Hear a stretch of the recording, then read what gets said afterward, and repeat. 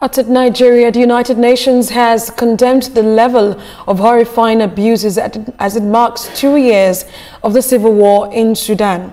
The Sudan army has intensified its regain of strategic territories, but with it has come reports of abuse of civilians.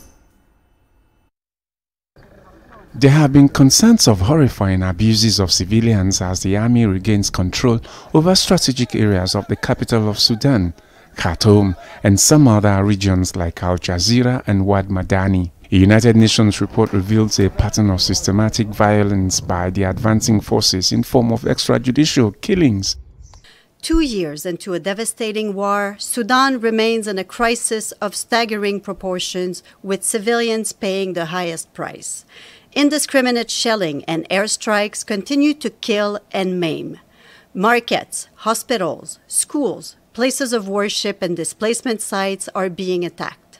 Sexual violence is rampant, with women and girls subjected to horrific acts.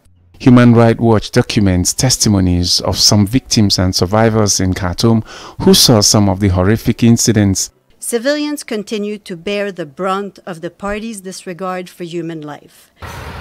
The World Food Programme WFP has already suspended its services in some of the worst hit areas of the conflict, heightening fear of hunger in many areas.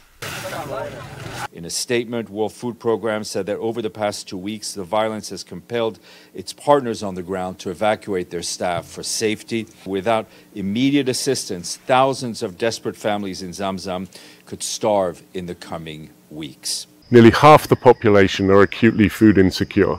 Famine has taken hold in parts of Darfur and is spreading. In order to turn the tide, WFP needs access in order to reach people that have been isolated by the conflict, and we also need funding. Amnesty International has pointed to indications of the use of toxic gases in Darfur and the use of barrel bombs, where hundreds of civilians suffered burns and respiratory complications. This follows the Sudan Army's acquisition of new weapons from Turkey. The Secretary General is deeply concerned that weapons and fighters continue to flow into Sudan, allowing the conflict to persist and spread across the country. The external support and flow of weapons must end. Those with greatest influence on the parties must use it to better the lives of people in Sudan, not to perpetuate this disaster.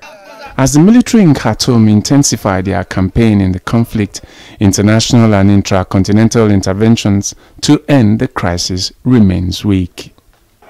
Solomon Ajuzogu, TVC News.